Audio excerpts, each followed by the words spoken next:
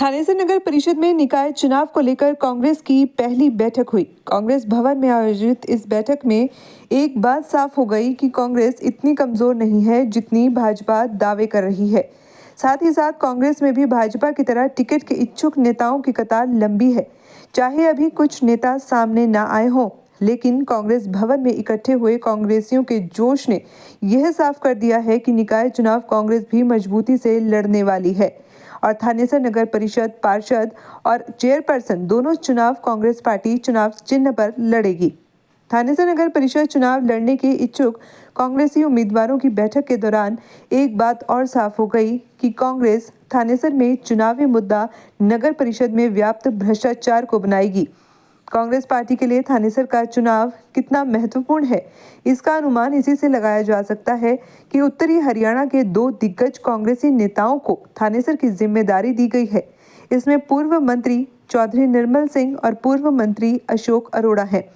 वहीं कांग्रेस थानेसर नगर परिषद पर किसी भी कीमत पर अपनी दावेदारी को कम नहीं होने देगी, क्योंकि थानेसर से विधायक कांग्रेस का है तो मुख्यमंत्री नायब सिंह सैनी भी थानेसर के साथ लगती लाडवा विधानसभा से हैं।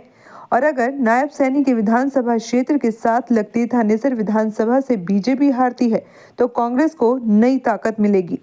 कांग्रेस भवन में कार्यकर्ताओं की बैठक को संबोधित करने के लिए शाहबाद के विधायक रामकरण काला, लाडवा से पूर्व विधायक चौधरी मेवा सिंह के अलावा कांग्रेस के सभी गुटों के प्रमुख नेता मौजूद थे। तो आज कुरुक्षेत्र में हमारे दोनों प्रभारी आए हैं, इनका आप सबकी ओर से अपनी ओर से स्वागत करते हैं। बात नगर परिषद के चुनाव को लेके सभी कार्यकर्ताओं ने अपने विचार रखे। कार्यकर्ता साथियों, आप लोगों ने पिछले विधानसभा चुनाव में बहुत मेहनत की और पूरे जिले के अंदर 4 में से हम 3 सीट जीतते और चौथी सीट भी यही इस कारण थोड़ी बहुत ही हमारी कमी रही, क्योंकि मुख्यमंत्री का उम्मीदवार उनको आगे के लिए भी घोषित किया हुआ था। वहां के कार्यकर्ताओं ने भी बहुत मजबूती से चुनाव लड़ा और यहाँ तो हमने ऐसी परिस्थितियां देखी कि कभी देखी नहीं इतनी गुंडागर्दी थी चुनाव में। ये सोच के मन हो जाता था कि चुनाव लड़ने का फायदा ही नहीं, इतनी गुंडागर्दी यहाँ पर हुई, उसके बावजूद आप डटे रहे। आपका बहुत इसमें हौसला है। कार्यकर्ताओं ने मीटिंग अभी हमारी हुई थी परसों दिल्ली के अंदर, जहां नगर निगम के चुनाव है, वहां पार्टी ने फैसला लिया कि हम सिंबल पे चुनाव लड़ेंगे, पार्षद का भी और चेयरमैन का भी। नगर परिषद का ये फैसला लिया कि सिंबल पे लड़ेंगे और नगर परिषद के वार्डों का आपकी राय लेकर जैसा निर्णय हाईकमान लेगा हम सब उस पर सहमत। हर चुनाव का एक अलग मुद्दे होते हैं। देश की पार्लियामेंट का चुनाव हो तो उसमें राष्ट्रीय मुद्दे आते हैं और प्रदेश का जब चुनाव होता है उसमें प्रदेश से जुड़े मुद्दे भी आते हैं, परंतु स्थानीय निकाय के चुनाव के अंदर एक अलग मुद्दे होते हैं, वो स्थानीय मुद्दे होते हैं।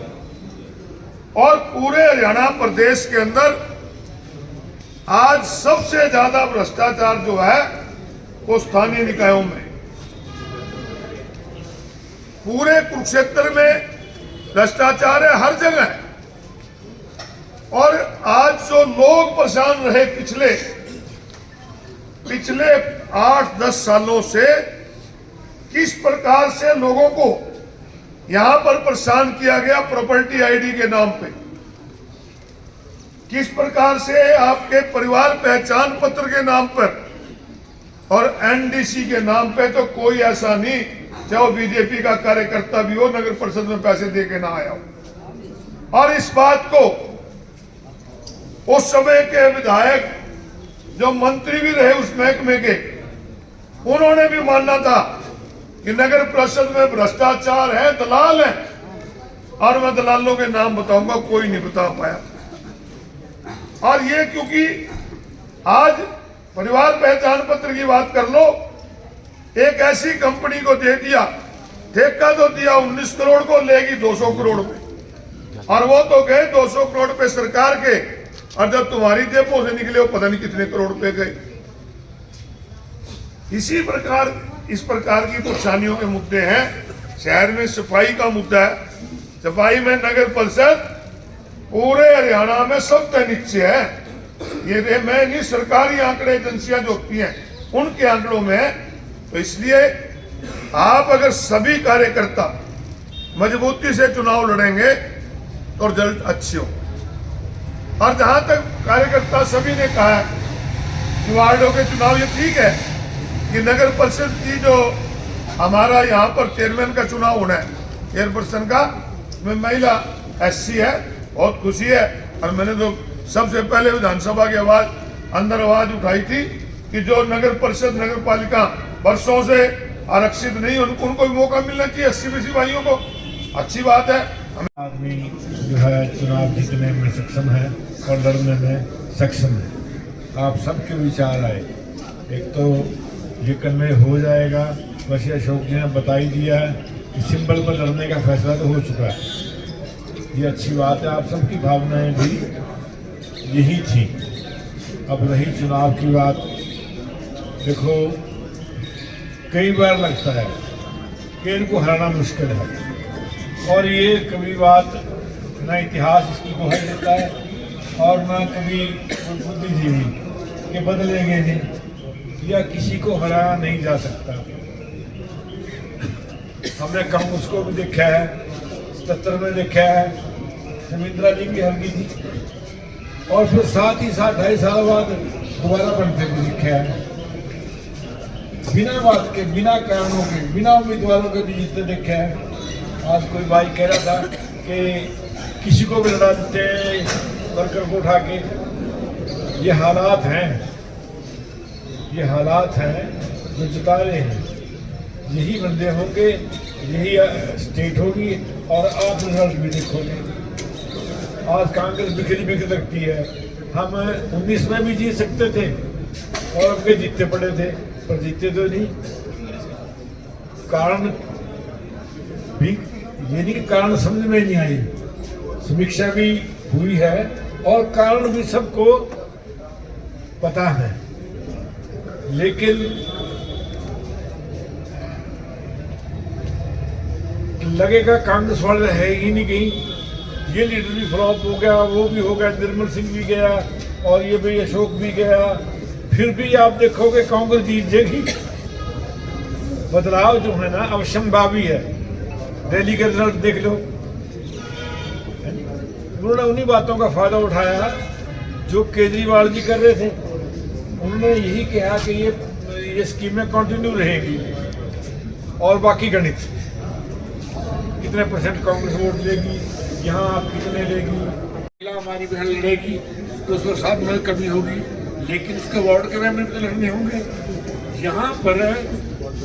और तलाश करने के लिए कमेटी वार्ड वाइज पहले एप्लीकेशन ले लो सबकी कि कौन कौन लड़ना चाहते हैं। फिर कई लोग लड़ने की क्षमता रखेंगे और वो एप्लीकेशन नहीं देंगे, लेकिन जब कमेटी होगी तो उसको फोर्स नहीं करेंगे कि भाई तू लड़ सकता है ऐसे। और वो आदमी एक नहीं 2 चुनाव लड़ेगा। वो जो हमारी बहन कम साधनों वाली है ना, ऐसी महिला जो भी होगी, उसकी बात भी उसी का अपना सब के चुनाव लड़ेगा। सब चुनाव लड़ा जाएगा, हम आपके डिस्पोजल पर रहेंगे। जब आज कुछ नहीं है, मिनिस्टर दुखी। अब अनिल भी जी कह रहे हैं मिनिस्टरों के फोन नहीं सुन दें। इतना आप देखो तो क्या हो रहा है नौकरी में, तबादले में, ये कुछ कहीं है लोगों में है। जिसको मिल गई ठीक है, और जिसको नहीं मिली, बेरोजगारी कितनी बढ़ रही है और उनको किस तनख्वाह पे वो कर रहे हैं। ये कह देते हैं कि हम तो मेरिट पे कर रहे हैं। मेरिट पे जो निचले वाले तबके के लोग हैं ना, 18,000 वाले, वो तो हो सकता है मेरिट पे हों, और लेकिन जो ऊपर के हैं वहाँ पर्ची भी चलती है, खर्ची भी चलती है, और दूसरी स्टेट के लड़के बहुत भर्ती करेंगे।